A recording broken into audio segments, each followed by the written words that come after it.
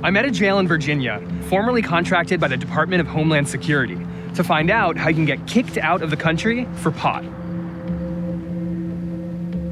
End result is we both know that he did something wrong, but wasn't this like a double jeopardy or, something like that? You've already been charged, you've already done time, you've already completed probation. To have to go through all that and be separated from your family indefinitely, that's hard.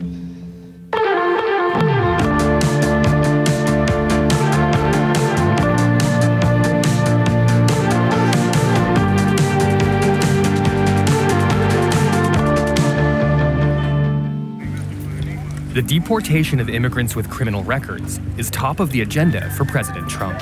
Zero tolerance for criminal aliens. Zero. But mass deportation under the guise of criminal enforcement is nothing new. President Obama oversaw an 80% rise in deportations, removing around 1.5 million non-citizens with criminal convictions from the country.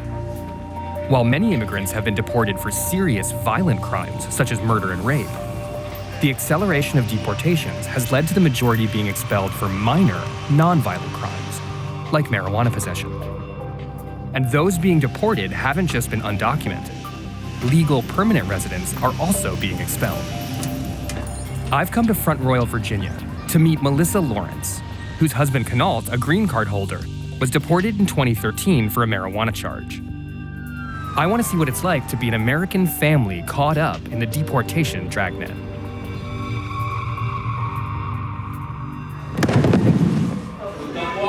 Right back up to your feet. Yes, honey, I am. Go listen to what JT's saying, okay? That's why it's so dark. Back up. There you go. So Melissa, why is DeVario wrestling? I thought it would be good for him because his dad was really good at wrestling. He did it all through high school. Connaught was second in the state. Wow. Take me through how you first met Connaught. I would say, noticed him when he first came here from Jamaica. We were kind of close in one of the classes one time, and I heard him talk. And I was like, what in the world? So when you say you heard him talk, you heard his accent? He was full-blown patois and the slang and everything that they talk there. So I actually went home and told my dad, there was this guy, he just came from Jamaica, I thought it was really cool, and I told him his name, and he's like, oh, it's a different name. So later, after we started dating, which was a little after my senior year of high school, I was like, hey, Dad, do you remember I came home telling you about this guy who came from Jamaica? He was like, yeah, what about him? I was like, he's my boyfriend now. Tell me about Connaught. How did you guys know each other?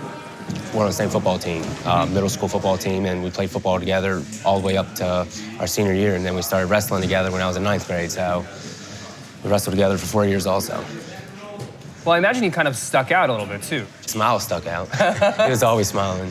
Did it feel like Connaught was a foreigner in an American town? No, Right. No, not at all. I didn't think about that, no. Seeing what's going on now with Melissa and him, knowing that he's got kicked out of the country. I don't think he did anything wrong. I mean, no more than half these other people have done that are still here.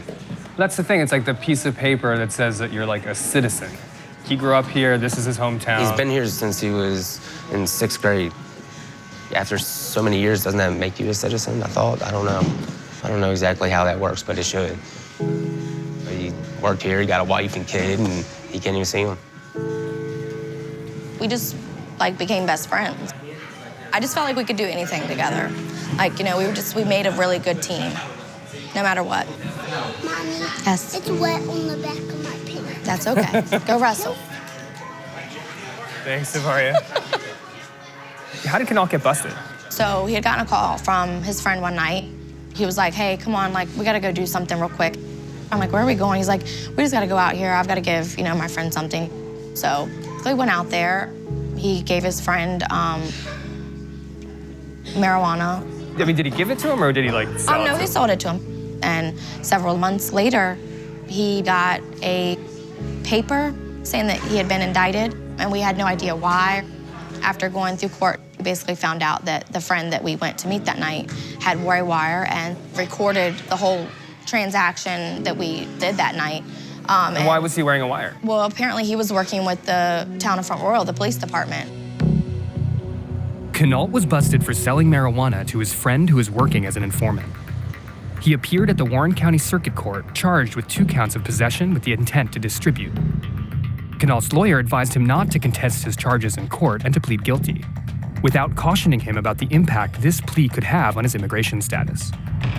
He served 3 months in prison and was released in 2009 on probation.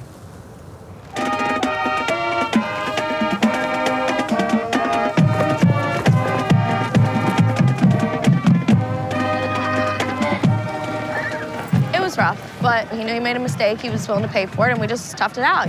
And he got on probation. You know, our lives started to finally fall in order at that point. We both were just working and living normal lives. A little bit further down, got pregnant. So it was awesome. We were more than happy, you know, because we had both just decided that we were kind of ready for a family. We were ready to settle down, and we thought that the time was just right for us.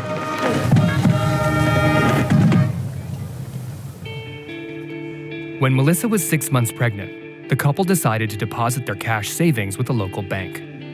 But wary of a previous incident where black men had brought in suspected counterfeit bills, the bank tellers called the police, and officers seized their funds. I think they were just stereotyping him. I was infuriated when I found out that they took everything that we had saved up. They did not want to communicate with us.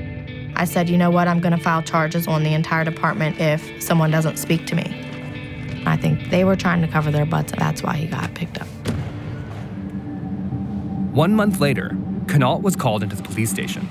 He thought it was to find out when they were getting their money back. But when he arrived, the Federal Agency of Immigration and Customs Enforcement, known as ICE, was waiting to detain him.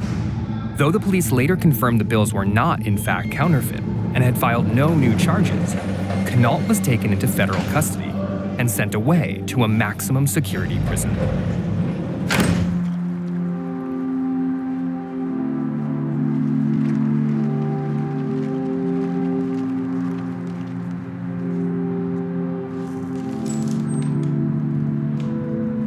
Every time I've ever walked through the doors, it's like a roller coaster of emotions.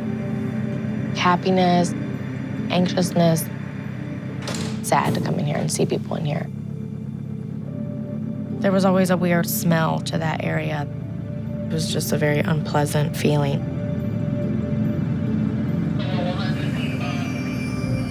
This is what they do every day. This is the little concrete area that they're in. There's no freedom, there's no choices they can make, there's no nothing. So when Connaught was first brought here, what did you guys know? Like, what did you know was happening? His original charge was just a distribution. When the federal courts picked it up, they labeled it as drug trafficking, which became an aggravated felon charge. I was very scared because of knowing it had to do with immigration. Did you think that maybe if you had gotten married, it might help his immigration case? We hoped. If it had helped at all, it would have had to have been before any of the original charges. Sure. But he had already had a ring and had planned, because I found it while he was here. Really? Actually, yeah. And I wrote him a letter that I found a ring today. And I was like, well, I was just wondering what finger you wanted me to put it on, because it only fits on one of them, unfortunately, you know, so he thought it was pretty funny. We decided that we were just gonna go ahead and just do it. So we had the preacher stand here in this little area. He had to be on the phone with Connaught so that Connaught could hear him and I could just hear the preacher. And we just looked through the glass and said what he had to say. And at the end, when he's like, well, you may kiss your bride. What did you do? Blew him a kiss. Is there any other sort of like being in this space, like being in that stool, like moments that you remember? He had to miss the birth of his son, like his first and only child. It's like, why couldn't he get out like special dispensation? I really don't know. All the lawyer could tell us was because he was considered an aggravated felon. It's hard knowing that he'll never get that back. It was lonely.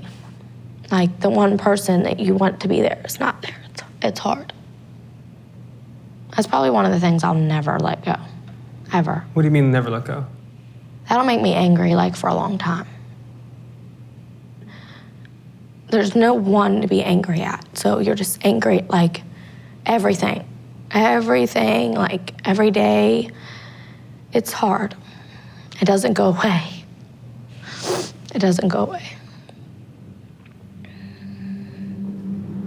Quinault would remain in jail for the next 2 years. I want to know why this legal resident, who had paid his debt to society, was incarcerated for a second time. So I've come to meet Cesar Cuauhtemoc Garcia Hernandez, a law professor and expert on immigration. Why did the government start putting people in jail when they were awaiting deportation?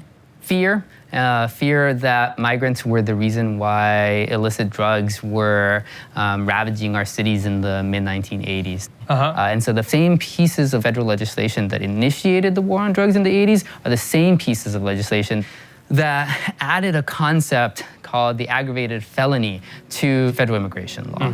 That aggravated felony concept begins with very serious crimes, and it continuously expands throughout the 1990s, such that today, jumping the turnstile in the subway system can get you convicted of a theft offense, which is an aggravated felony.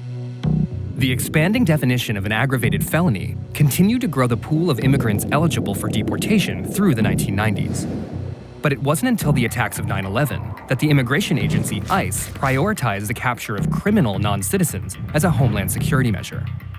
Federal immigration programs like Secure Communities effectively deputized municipal and state authorities as immigration enforcers by establishing a centralized network of information sharing.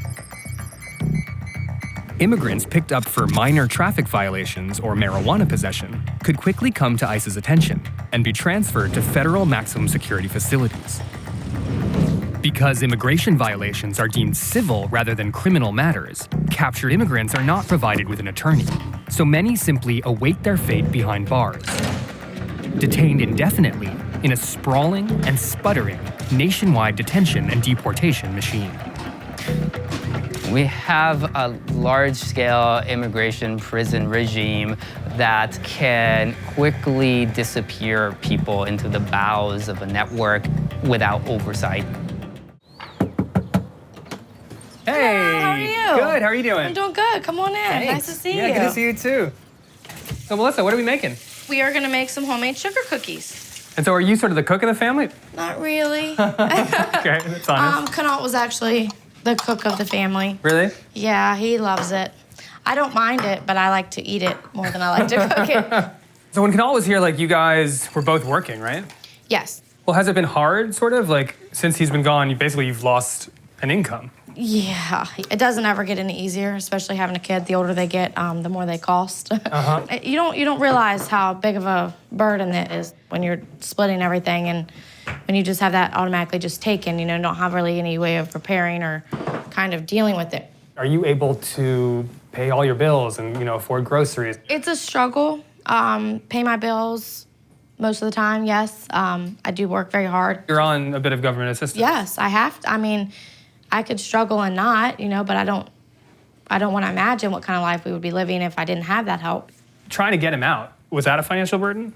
We basically spent every last dime that we had to both of our names on lawyers and jail. So once we did our last appeal, we couldn't afford it. We didn't have any more money. We used all of the money that we had saved up to start our family to cover all this. We basically just had to give it away to complete strangers that got us nowhere. You don't have any control over Nothing. the life of your husband Yeah. and your own life. Yep. And for what? A little bit of marijuana.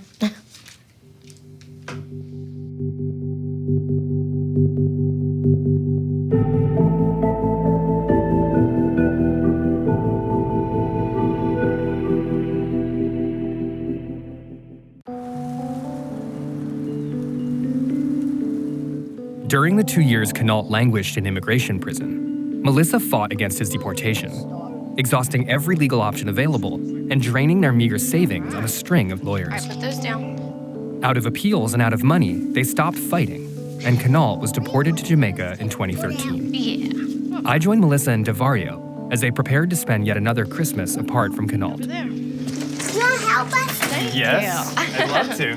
Here, I'll hang out right here. Devaria, what is it that you love about Christmas? Decorating the tree. And so, like, how many Christmases now has it been without Canal? This will be our 5th one. 5th. Yeah. We've never got to do this together as a family, so. I'll turn it on. I'll do it. All right, we're gonna do it to I'll this do one? All right, well, maybe, all right, you can help me. I'll do this one. All right. Okay. Ta-da! That's a nice looking tree. What do you think? What do you think, No, Devaria? not yet. We gotta do the top. Could you help me put this one Hello? a little bit farther? Hey, babe. Nothing. We're just here decorating the Christmas tree. Got a little company. All right, I'm gonna put you on speakerphone so you can say hello. Hello. Hey, Canal, it's Krishna. Hey, how are you? Good, man. It's good to hear your voice, to meet you. Good hearing from you too. Get a real sense that Devaria and Melissa, like, really miss you. And I really miss them too. Canal, what was it like from your perspective when you landed back in Jamaica? Did it feel like being at home? Coming back to Jamaica was very depressing. In a sense, I was happy because I wanted to be free, but I didn't want to be free like here. I thought I would be free back in America. Tell me about the situation that you're living in Jamaica right now. You know, Jamaica has a very high crime rate. Right now in my neighborhood, there has been 5 killings in the last month. Wow.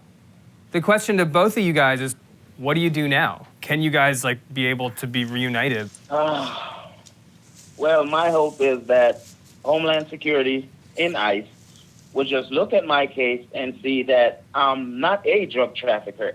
Yes, I made a mistake, and I've been punished for this twice. And I take full responsibility for that mistake. Do you think this can happen, that you can come home? Melissa never gave up on me since she's willing to fight with me, so I never give up on coming back.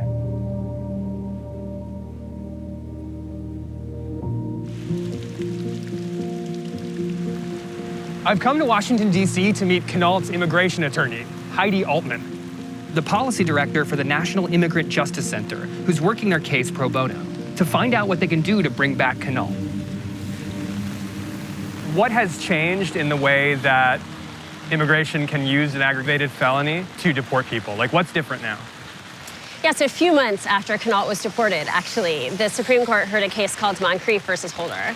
And that case was really similar to the statute that was used to convict Connaught. The Supreme Court said that social sharing of small amounts of marijuana, that's not an aggravated felony. But it had to go all the way up to the Supreme Court. And because it was months after his deportation, it came too late for Connaught. What we've been arguing on Connaught's behalf all along is that it shouldn't be too late for Connaught, and that in his case, unlike so many others, there's very clear and simple language in the federal immigration regulations that would allow for Connaught to have his case reopened in light of this intervening decision, for him to come back, for him to have the day in court that he never had, and have an immigration judge decide whether he should be given that second chance.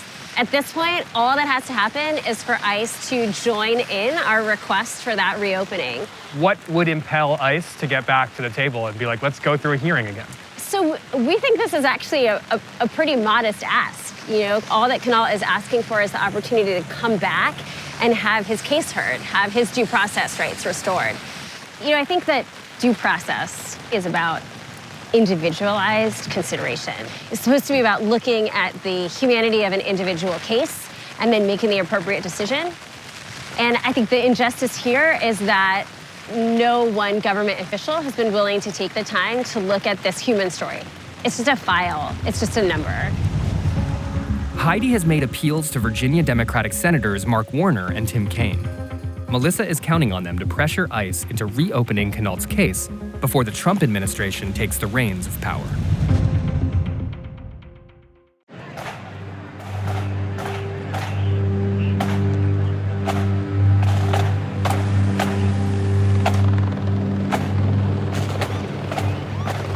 Hey!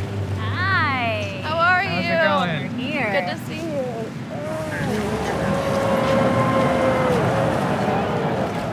So Heidi, like, you guys were trying to get an elected official or someone to kind of take on Melissa and Connaught's case. How has that turned out? Yeah, it's been another setback for the case. We were seeking round of meetings with Senator Kaine and Senator Warner's staffs, and we were denied the requests. Okay. We've been told that it's because the senators feel it would just be too high a political cost right now to intervene in Connaught's case. Say loud, say clear, immigrants are welcome here. Say loud, say clear, immigrants are welcome here. So our next speakers are Heidi Altman from the National Immigrant Justice Center and Melissa Lawrence, who's a community supporter of the National Immigrant Justice Center. Welcome. Hello, thank you everyone. My name is Melissa Lawrence. I am here today to bring to your attention how unfair and unjust our immigration and deportation system really truly is. If you have any friends or loved ones that are in the immigration system, educate your loved ones, educate your friends. Had we known a little bit more about the immigration process, we probably wouldn't be here. And I just want to say, fight for your rights.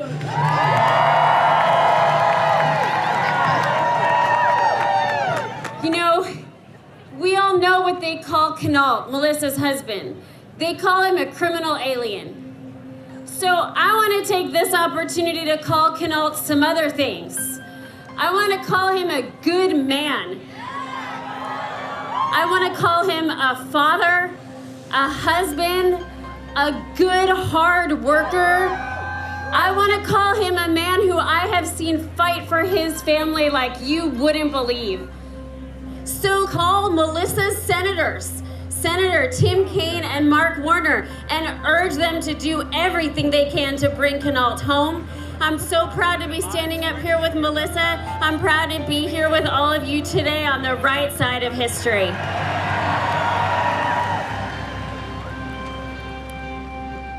My parents are immigrants. I'm the child of immigrants, and my kid is the grandchild of immigrants. And I think, that's pretty much all of us. That's the story of our identity as a nation. And so when you start thinking that deportation, that kicking people out of the country is the way to make our country safe, you're actually expelling the very people who made America great in the first place. When you start deporting people for crimes that they've already served time for, when there's a different set of laws that applies to people who were born in this country and people who weren't born in this country, it offends the values that constitutes American identity. I mean, Melissa is a single mom. Her kid, Devario, will grow up effectively fatherless, not because of any personal circumstances, but because of political circumstances. Sound arguments for immigration reform exist, but conflating immigration with crime is a racist, ill-informed tactic as old as marijuana prohibition itself. And so as President Trump revs up the anti-immigrant machine, these tragedies will multiply. There will be more Connaughts, more families broken apart, more communities living in fear, all in service of the lie that mass deportation somehow makes our country safer.